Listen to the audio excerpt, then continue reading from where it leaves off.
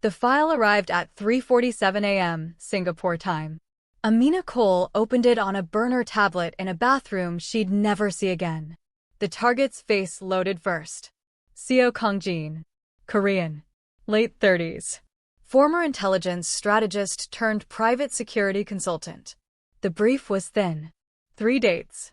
Singapore, Berlin, Seoul. He was moving through capitals like he was collecting something. Or running from it. The payout was triple her usual rate. That meant whoever wanted Seo Kong-jin dead was either very rich or very scared. She deleted the file, crushed the tablet, and by sunrise was on a train to Raffles Place. Kong-jin was having breakfast near Marina Bay when she first saw him. He sat alone, facing the entrance. Not paranoid. Just aware. Amina noted the exits. She could move now, 40 seconds before security responded. But Kong-jin glanced up at a black sedan idling outside. Diplomatic plates. He didn't tense. Just shifted his weight forward, ready. The sedan pulled away. He resumed eating. She followed him for 2 days. He moved like someone who expected surveillance. Changed routes. Used reflections to scan behind him. On the second night, she watched him meet a woman in a bar. European. Expensive suit. Leather briefcase. They spoke for 11 minutes. Kong-jin handed her a USB drive. The woman left without ordering a drink. Evidence transfer. He was building a case, not running from one. She intercepted him on the 3rd day outside a co-working space, staging a collision. Papers scattered. "I'm sorry," she started, crouching. Kong-jin knelt to help. "No, my fault." Their fingers brushed for half a second. He looked at her the way most people looked at strangers, polite, distant.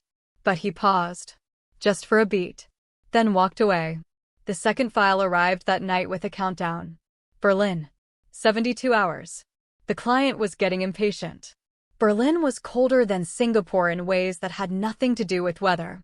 Amina arrived at a safe house in Prenzlauer Berg. The briefing packet listed 3 confirmed locations. A law office in Mitte. A private club. A residential address in Kreuzberg belonging to Dietrich Richter, legal counsel, international arbitration. Kong-jin wasn't just running. He was preparing testimony against someone powerful enough to make entire intelligence networks nervous. Priority: immediate neutralization. She burned the file and left before the doubt could settle deeper. The law office was steel and glass near Potsdamer Platz. Amina positioned herself in a cafe with a clear view. Kong-jin arrived at 10:15, shorter hair, dark suit. 3 lawyers joined him. The meeting lasted 90 minutes. When they emerged, Kong-jin stood alone in the hallway, staring at his phone. He looked tired. Not afraid. Just tired. She followed him to Kreuzberg that evening. The address was a townhouse with iron bars and security cameras. Kong-jin used a key. 30 minutes later, another figure arrived. Gray hair, expensive overcoat. Kong-jin let him in. Amina ran facial recognition. Dietrich Richter. Former ICC counsel. The kind of lawyer you hired when the case was about survival. Which meant Kong-jin's testimony wasn't aimed at one person. It was aimed at a system. Her phone buzzed. A message from her handler showing a photograph, Kong-jin leaving the law office with Amina visible in a reflection behind him. You were seen. Just approach or abort. Kong-jin's people were running counter-surveillance. They knew someone was tracking him. Abort wasn't an option. She needed him to trust her. Or at least believe she wasn't the threat. Amina spent the next day building a cover, freelance journalist credentials, fake bylines, backdated website. By evening, she had a reason to approach him. She sent an email to his consulting firm requesting an interview. The reply came 6 hours later. I'm familiar with your work. Limited availability. 3 p.m. tomorrow. Café Einstein. 30 minutes. SK. He'd checked her background. He was careful. But he'd agreed to meet. If you're still here, you understand how dangerous this choice already is. Café Einstein was where diplomats had quiet conversations. Amina arrived early. Kong-jin arrived exactly on time, scanned the room, then sat across from her. You said you're writing about privatization, he said. Accountability gaps, specifically. You've worked both sides of that line. I've worked in environments where the line didn't exist. His tone was factual. That's not the same thing. They talked for 15 minutes, careful, probing. Then Kang Jin stood. I appreciate your interest, Ms. Okoro, but I think you already know more than you're pretending to ask. I'm just trying to understand the stakes. The stakes are that people who know too much don't usually get to choose how their story ends. He buttoned his coat. If you're actually a journalist, be careful which stories you chase. Some of them chase back. He walked out. Amina sat motionless. His message had been clear. I know you're not who you say you are. She had two choices. Abort now or escalate before he could warn his legal team. Her handler's call was blunt. You have 36 hours. After that, the contract transfers to someone less concerned with precision. That meant collateral wouldn't be avoided. It would be the point. The next morning, she followed Kang Jin to a cafe in Charlottenburg. He met with a younger Korean man who looked afraid. After 20 minutes, the man left. Kang Jin stayed, staring into his coffee. Amina made a decision. She crossed the cafe and sat down across from him without asking. Kang Jin looked up, unsurprised. Catherine Okoro. Or whoever you actually are. Does it matter? It does if you're here to kill me. Amina didn't flinch. If I were, you'd already be dead. Maybe. Or maybe you're still deciding. The cafe noise faded. The moment stretched. You're preparing testimony, Amina said. Against someone who doesn't want you to speak. More than one someone. That makes you a problem. It makes me a risk. There's a difference. Not to the people paying me. Kang Jin's expression didn't change. So you're here to kill me. I want to know what you have. Whether killing you actually solves the problem or just makes it worse. Kang Jin studied her. You're not like the others they've sent. There haven't been others. Yes, there have. You're just the first one who got close enough to ask questions. He paused. 3 attempts in the last 6 weeks. You're number 4. And you're still alive. Because my death accelerates the timeline, not stops it. Amina processed that. What are you close to? Kang Jin smiled without warmth. The kind of truth that ends careers. Topples governments. The kind that gets people like you hired. Then say it. You don't want that burden. I'm already carrying it. For the first time, curiosity flickered in his expression. He pulled out a phone and showed her a photograph. For men in suits at a Vienna Defense Summit. 3rd from the left. That's who you're working for. The man was 50s, dark hair graying. Expensive watch. His name is Marcus Vale. Belgian. Officially runs private equity. Unofficially brokers deals between governments and contractors who don't officially exist. And you can prove this. I can prove enough. Financial transfers. Communication records. Testimony from sources who want out before it collapses. If you have all that, why are you still moving around? Because going public without the right legal framework gets you dismissed or killed. He pocketed the phone.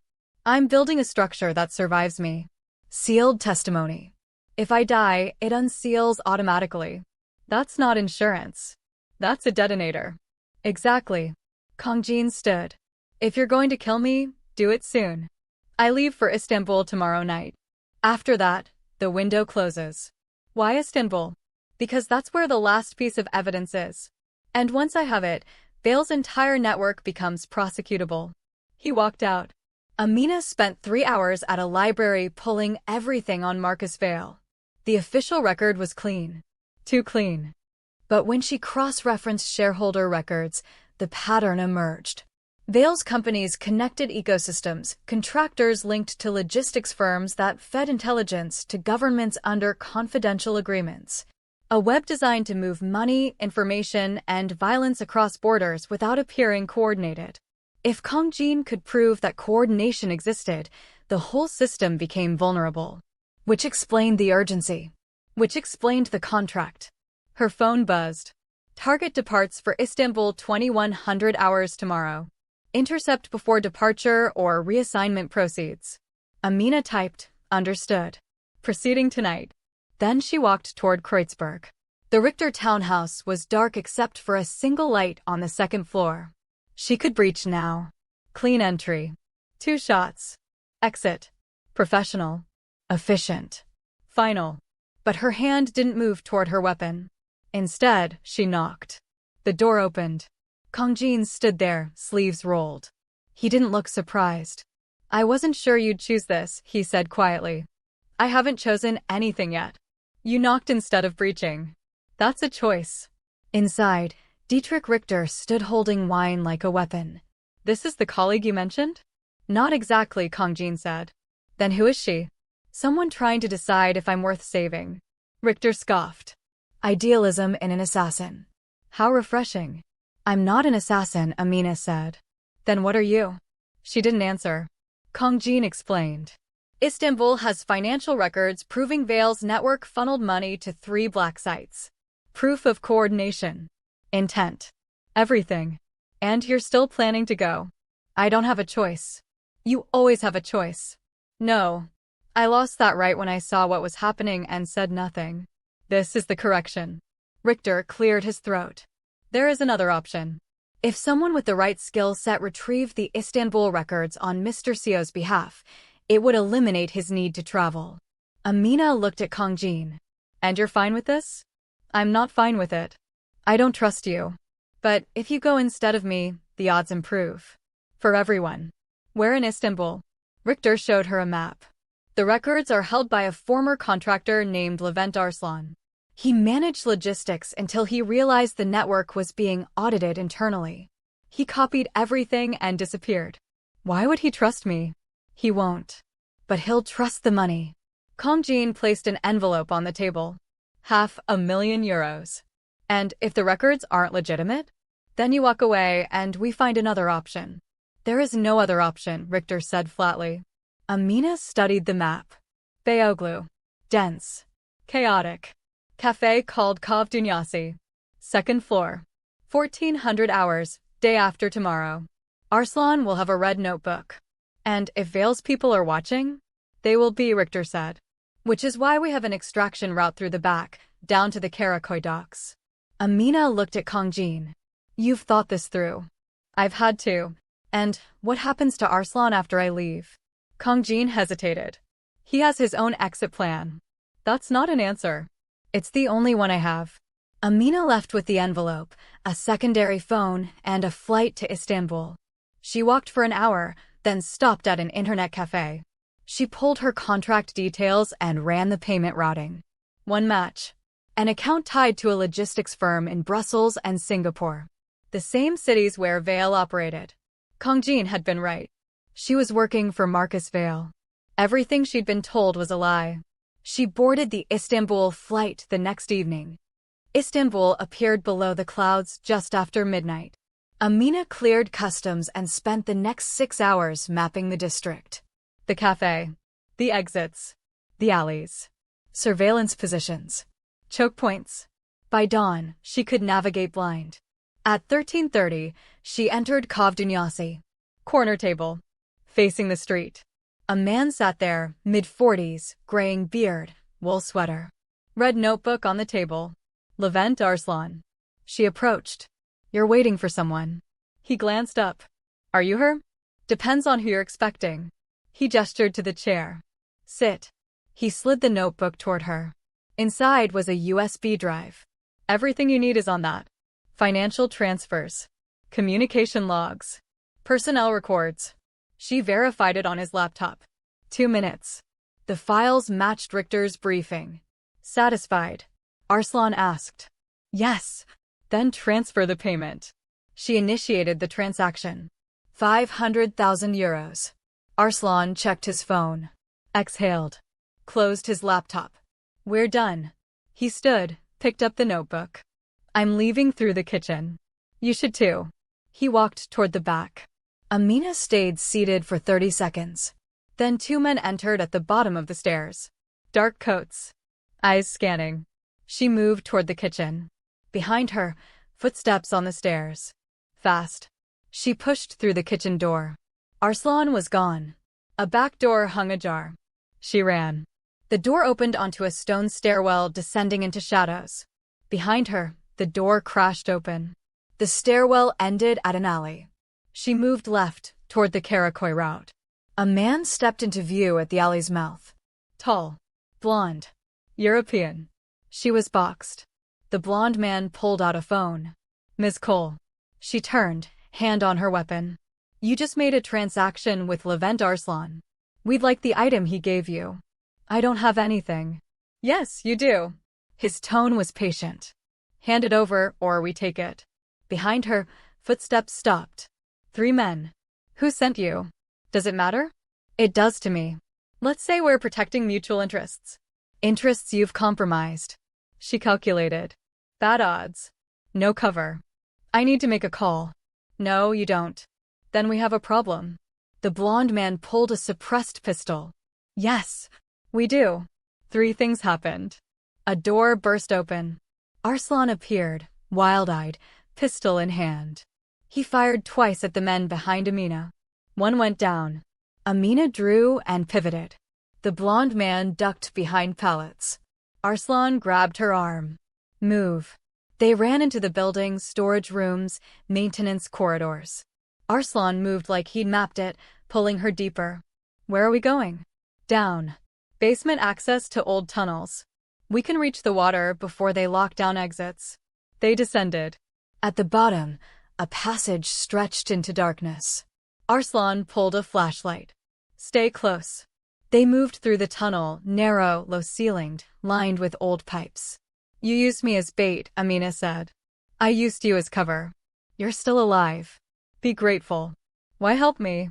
Because if they get that drive, everything I risked becomes worthless. They emerged into an old cistern. Arslan climbed a ladder to a hatch. They surfaced near the Galata Bridge. Traffic noise. Seabirds. Saltwater. Arslan looked around, breathing hard. The docks are 2 blocks south. I'm going north. They'll find you. They'll try. He met her eyes. Tell Kongjin I kept my word. And tell him to finish this before more people die for it. He disappeared into the crowd. Amina reached the docks 15 minutes later. The boat was exactly where Richter said, small fishing vessel, peeling paint. A man stood on deck. You're late. I had complications. I heard. Inside. We leave now. The boat pulled away, engine growling toward the Bosphorus. Amina pulled out the USB drive and stared at it. This small piece of plastic had just cost at least 2 lives. And it would cost more. The boat docked at a private marina 2 hours later. A car was waiting. They drove to an apartment in Katakoy. The driver handed her a keycard. 12th floor. Unit 1205. Secure line inside. She found the phone and called Richter. Status. I have the drive. But Vale's people were waiting. They knew about the meet. Silence. Then, Arslan. Alive, last I saw. He helped me get out. Good. And the drive is intact. Verified before the intercept. Then we proceed. You bring the drive to Seoul. Seoul wasn't part of the plan. Plans change. Kongjin is already en route. The testimony hearing has been moved up. We have 48 hours. Why Seoul? Because that's where the tribunal is convening. You'll be met at Incheon. And after that? After that, you disappear. New identity. Paid in full. What if I walk away now? Then Kongjin dies. The testimony collapses. And Vale's network continues. Richter paused. And you spend the rest of your life wondering if you chose the wrong side. There are no sides. No. There are sides. You just haven't admitted which one you're on yet. The line went dead. Amina sat in the empty apartment for an hour, turning the drive over in her hands. She could walk away. Destroy the drive. Disappear. But Richter was right. She'd already chosen. She booked a flight to Seoul. Stories like this don't reward the patient, they punish them. Incheon International Airport. 11 p.m. A woman approached. Mid-30s. Korean. Business casual. Excuse me. Do you know the way to Myeongdong? Myeongdong is closed this time of night. Try Itaewon. The woman smiled. Come with me. They drove to Gangnam. My name is Yuna. We're taking you to a secure location. Mr. CO is already there. When is the hearing? Tomorrow. 1400 hours, which means we have less than 15 hours to authenticate the files. What's the risk they won't accept them? Hi. Vale's legal team is challenging jurisdiction. If the files aren't airtight, they'll be dismissed. And if they are? Arrest warrants. Frozen assets. Criminal investigations in 4 countries. The building in Gangnam was unmarked, 12 stories of concrete and glass. They took a private elevator to the 9th floor. The room was a converted conference space. 3 people worked in focused silence. Dietrich Richter, looking exhausted. And at the head of the table, Seo Kongjin. He looked up. You made it. Barely. Arslan? Alive, last I saw. He helped me escape. Relief crossed Kongjin's face. Good. Richter approached. The drive. She handed it over. A younger man plugged it into a laptop, running verification. How long? Kongjin asked. 3 hours minimum. The authentication took 4 hours. At 3 a.m., the technician stood. It's clean. Metadata matches. No tampering. Richter exhaled. Can you testify to that? Yes. Kongjin placed both hands on the table, head bowed. Then he straightened. Start integrating. Cross-reference everything. We have 11 hours. No one argued. Amina watched them work until dawn. Kongjin found her in the hallway. You didn't have to come to Seoul, he said. Richter made it clear I didn't have a choice. You always have a choice. Do you really believe that? I have to. Because if I don't, then nothing I've done matters. She looked at him. You're going to get yourself killed. Maybe. But you're still here.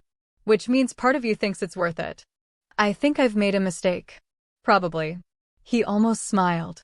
But it's too late to take it back now. At noon, they began final preparations. Kongjin changed into a fresh suit. Yuna briefed him on the tribunal judges. At 1300 hours, security personnel arrived to escort him. He gathered his materials and turned to the room. Thank you. All of you. His eyes found Amina. Don't die, she said. I'll try. Then he left. The first call came at 1347. Yuna's phone buzzed. She went pale. There's been an incident. Kongjin's convoy was intercepted. Armed men. We've lost communication. Richter was already moving. Get backup activated. Contact the tribunal for an emergency postponement. Amina grabbed her jacket. I'm going with you. You're staying here. He's my responsibility. Richter studied her. Then nodded. Stay close. They took 2 cars, driving fast toward the last known position. The scene was 3 blocks south of the tribunal. Police had cordoned it off. 2 vehicles abandoned, Kongjin's sedan, windows shattered. A black SUV with no plates. Blood on the pavement. Shell casings scattered. Richter spoke to police, then returned. 3 casualties. Kongjin is missing. Taken or running? They don't know. Witnesses say armed men forced him out, but there was gunfire. Yuna approached with her phone. Unusual activity near the Hangang River. Possible vehicle matching the SUV. Richter made a decision. Yuna, go to the tribunal and buy time. Ms. Cole and I follow the river lead. The Hangang River cut through Seoul, wide and gray. They drove along the north bank, following coordinates. A black SUV sat near a warehouse entrance. No movement. They parked and approached on foot. The warehouse was cavernous, empty except for rusted equipment. Voices echoed deeper inside. They moved toward them, using pallets for cover. 2 men stood over Kongjin, who knelt with hands bound, blood running from a cut above his eye. The blonde man from Istanbul. And another, darker-haired. Both armed. He either tells us who else has the files, or we start removing fingers, the blonde said. Kongjin's voice was hoarse. The files are already submitted. Killing me doesn't change that. The blonde man hit him. Then you die for nothing. Better than dying for something I'm ashamed of. The darker-haired man pulled out a phone. I'm calling it in. If he won't talk, we dispose of him and move to secondary targets. Amina stepped out from cover, weapon raised. Don't move. Both men turned. The blonde smiled. Ms. Cole. Still making poor decisions. Step away from him. Or what? Richter emerged, weapon trained on the second man. 2 on 2. Better odds. Kongjin yanked one hand free and drove his elbow into the blonde man's knee. The man staggered. Amina fired. The shot hit his shoulder. He dropped. The darker-haired man turned his gun toward Richter. Richter fired twice. Center mass. The man went down. Kong Jin scrambled up, stumbling. Amina caught him. Can you walk? Yes. Richter kicked weapons away from the downed men. We have the target. Send medical and extraction. Outside, afternoon light felt sharp. Kong Jin leaned against the wall, catching his breath. Thank you. Don't. You saved my life. I delayed the inevitable. They'll keep coming. I know. He met her eyes. Then we make sure there's no next time. We finish this. Today. The extraction team loaded Kong Jin into an armored vehicle and drove him to the tribunal under full security. Amina rode with him. You should have run, she said. I tried. Didn't get far. He pressed gauze to his cut. There's nowhere far enough. You know that. She did. The tribunal building was fortress-like. Kong Jin was rushed inside. Yuna met them. The hearing is delayed 2 hours. But they won't wait longer. I'm here now, Kong Jin said. You look like you've been in a street fight. I have. The judges won't like that. They don't have to like it. They just have to listen. Richter appeared. The scene is contained. No mention of the tribunal. Good. Kong Jin straightened. Then let's finish this. The tribunal chamber was small. Wood paneling. Fluorescent lights. 3 judges behind an elevated bench. Kong Jin sat with Richter and another lawyer. His face was cleaned, the cut bandaged, but bruising showed on his jaw. On the right sat Vale's legal team. For lawyers in expensive suits. Amina sat in the back observation section with Yuna. The presiding judge, a Danish woman, 60s, silver hair, called the session to order. This tribunal convenes to hear testimony regarding alleged financial malfeasance and conspiracy involving Vale Equity Partners. Mr. Seo, you have 2 hours to present your evidence. Kong Jin stood. He looked at the judges, deciding where to begin. Thank you, Your Honors. What I'm about to present is evidence of a coordinated network designed to operate outside legal oversight. This network facilitated extrajudicial detention, unauthorized intelligence operations, and systematic concealment of financial transactions. A Vale lawyer stood. Objection. Mr. Seo is making allegations without foundation. Sustained, the judge said. Confine your statements to what you can substantiate. Kong Jin nodded. May I present the financial records? Proceed. The technician loaded files onto screens. Financial transfers. Account numbers. Corporate structures. Kong Jin walked them through it methodically. These records show 47 million euros over 3 years, moving through shell corporations. The final recipients were private security contractors operating detention facilities. Where? The judge asked. Kong Jin provided coordinates. Facility names. Personnel lists. A Vale lawyer stood. These documents are from a single individual with employment disputes. Their authenticity is questionable. The chain of custody is documented, Richter said. We have a sworn affidavit from the analyst. The judge looked at the technician. Are you prepared to testify these records haven't been altered? The technician stood. Yes, Your Honor. I've conducted forensic analysis. All metadata is consistent with the systems used during relevant periods. If fabricated, it would require access no outside actor could possess. A Singaporean judge leaned forward. Who provided these files? Kong Jin hesitated. A former contractor named Levent Arslan. He preserved evidence before leaving. Where is Mr. Arslan now? In hiding, fearing retaliation. The Vale lawyer jumped. Convenient. An anonymous source who can't be cross-examined. Not uncorroborated, Kong Jin said. I have 3 additional witnesses with sworn statements. Identities sealed for protection. The presiding judge reviewed her tablet. Without direct questioning, their weight is limited. I understand. But I'm asking you to consider the totality. Financial records aligning with timelines. Communication logs. Transfers with no legitimate purpose. The French judge spoke. Even accepting authenticity, complexity isn't criminality. How do you establish intent? Kong Jin took a breath. Because the network didn't just move money. It coordinated actions. When detainees moved, transfers occurred within 48 hours. When security was compromised, Funds rerouted within 24. This was active management. He pulled up emails between Vale and contractors discussing asset management and operational continuity. The language is coded, but context makes it clear. He wasn't just funding operations. He was directing them. The Vale lawyer stood. Objection. Ambiguous language interpreted to suit his narrative. Could they? Kong Jin faced him.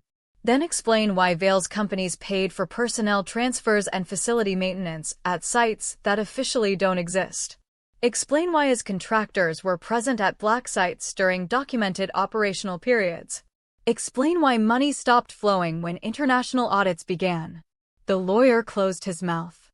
The judges consulted silently. 15-minute recess, the presiding judge said. The 15 minutes stretched to an hour. Kong Jin sat motionless. Richter paced. Amina watched the clock. Finally, the judges returned. The presiding judge arranged papers deliberately, then looked up. This tribunal has reviewed the evidence. The financial records establish a pattern meriting investigation. The communication logs suggest coordination exceeding normal operations.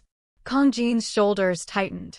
However, evidentiary standards for criminal conspiracy require proof of intent and coordinated action. While Mr. Seo's testimony raises concerns, this tribunal lacks authority to issue criminal indictments. Vale's lawyers barely suppressed smiles. That said, the judge continued, we are referring this matter to the International Criminal Court for formal investigation. We are issuing orders to freeze accounts associated with identified shell corporations.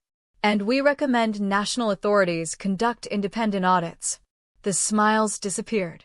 Mr. Seo, what you've presented is not a conclusion. It's a beginning. Whether it leads to prosecution will depend on authorities with criminal jurisdiction. But you've provided sufficient evidence to warrant serious investigation. This tribunal commends your courage. She looked at Vale's team. Your client will provide full financial disclosures and cooperate with investigations. Failure will result in sanctions and contempt charges. She struck the gavel. Adjourned. Kong Jin stood slowly, like he wasn't sure his legs would hold. Richter gripped his shoulder. You did it. I didn't finish it. You started something they can't stop. That's more than most manage. Kong Jin turned and looked back at Amina. She held his gaze. No words. Just recognition. Then Yuna guided him toward the exit, and the moment passed. Outside, the air was cold and sharp. Richter emerged, coat pulled tight. You're leaving. Yes. Smart. He handed her an envelope. New passport. Background. Account information. She took it. And the contract? Voided. The target is under international protection. No longer viable. They won't accept that. They won't have a choice. Any move would draw attention they can't afford. What about you? I'll stay and manage fallout. Ensure the ICC investigation happens. He paused. And ensure witnesses stay alive. Do you think it'll actually change anything? Richter was quiet. I think it'll make it harder for people like Vale to operate.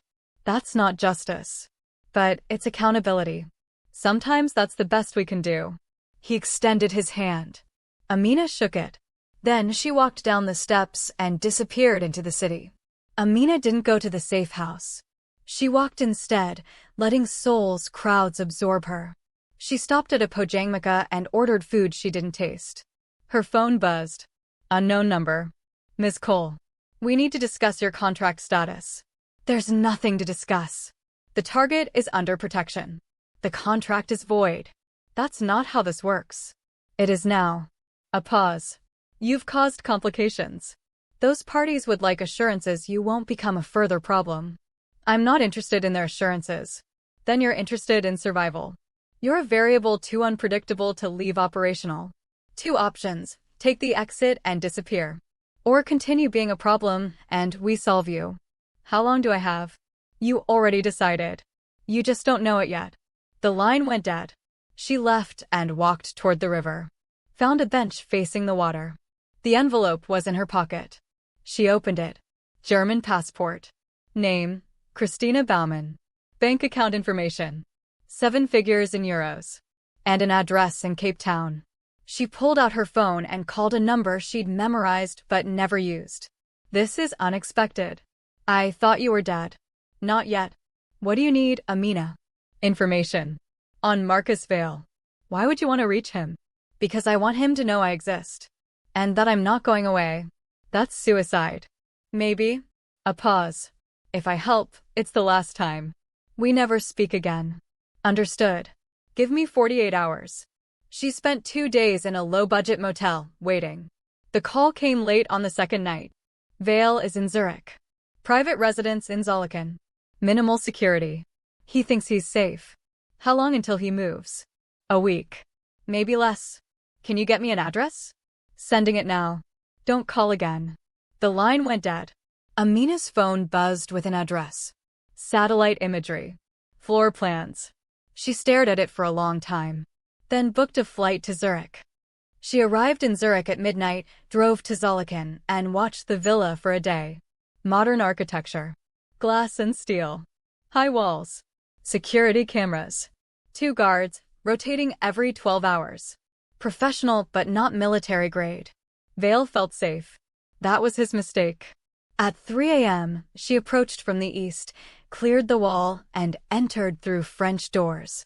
Inside, marble floors. Modern art. Wealth that didn't announce itself. She moved to the second floor. For doors. 2 closed. The first was locked. Breathing inside. Someone asleep. The second was unlocked. She opened it. An office. Desk. Laptop. And sitting at the desk, back to the door, a man. I was wondering when you'd arrive, Marcus Vale said quietly. Amina froze, weapon trained. Vale raised empty hands. I'm not armed.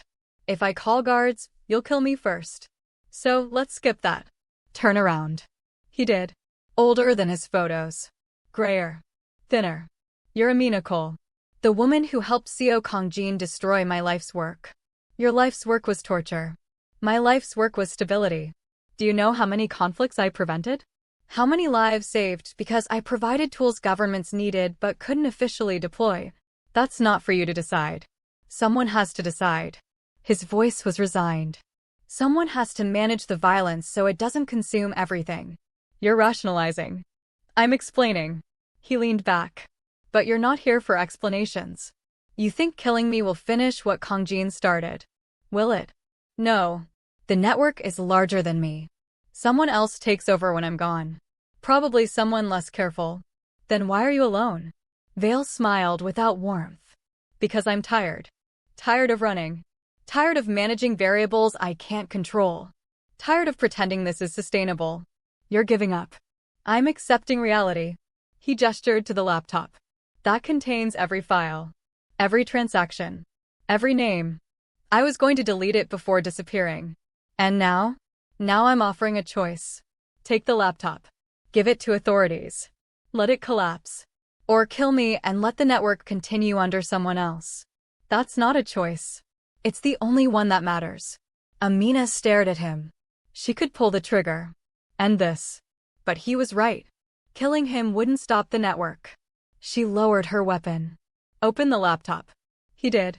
Folders organized by year, operation, jurisdiction. Everything. Transfer it to a drive. Already prepared. He plugged in a USB, copying files. 2 minutes. When finished, he held out the drive. Amina took it. What happens to you? She asked. I disappear. Die quietly somewhere no one knows my name. He looked at her. That's punishment enough. Kongjin almost died for this. Multiple times. I know. If you're lying, if this doesn't have what you say, I'll find you. I'm not lying. I'm just done. Amina left without another word. She was back in her car by 4 a.m. At a rest stop, she sent an encrypted message to Richter. Package acquired. Sending coordinates for pickup. She attached GPS for a Zurich Hauptbahnhof locker. Reply, confirmed. Extraction en route. You're clear. Amina deleted the conversation. Clear. She'd been clear before. Different countries. Different identities. But this time felt different. This time, she'd chosen. She left the drive-in locker 247, wiped surfaces, and walked away. By the time Richter's team arrived, she was airborne Istanbul, then Nairobi. She landed 18 hours later and took a matatu to a neighborhood she'd never been to, found a small hotel, paid cash for a week, and locked herself in. Then turned on the television and waited. The news broke 3 days later. Brief segment buried between other reports. ICC launches investigation into private security network. New evidence linking contractors to unauthorized detention. Financial records showing systematic coordination. European governments opening parallel investigations. Marcus Vail's name wasn't mentioned. Neither was Kang Jin's. Just corporate entities. Legal language designed to obscure. But Amina understood. The information had reached the right people. Not justice. Just accountability. Her phone buzzed 2 days later. Richter's voice. Confirming receipt of the package you left. Confirmed. The contents were comprehensive. The ICC has enough for indictments in 7 countries. And Vail disappeared. No trace. Accounts frozen, but he liquidated enough to survive indefinitely. So he gets away. He gets to live in hiding, always wondering when someone will find him. That's not freedom. That's a different prison. It's not accountability. No, but it's what we have. Silence. And Kang Jin? Amina asked. Safe. Under protection. Consulting with prosecutors. He'll testify multiple times over the next year. He wanted this. Yes, but I don't think he understood how long it would take. Richter paused. He asked about you. What did you tell him? That you were clear. That you'd made it out. Nothing else. There was nothing else to tell.